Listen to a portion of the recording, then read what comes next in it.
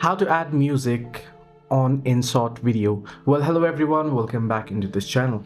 If you want to add music onto your video when you are editing on InShot, it is pretty simple. Open up InShot and proceed to create your video editing here project.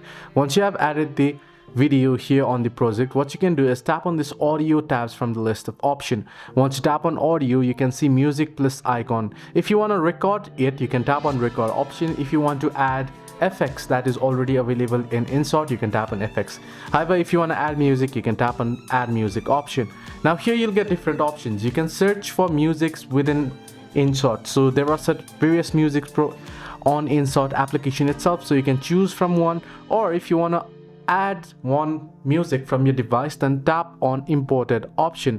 So you can see import music option. You can tap on import and you can see extract audio from video. If you have a video with audio in it, then you can extract the audio from the video, or you can head into files or other apps option and choose for the particular music that you like to add, for instance this way, and okay, and you can see here I've added it. I can tap on plus and now the music is added. I can crop it and manage it.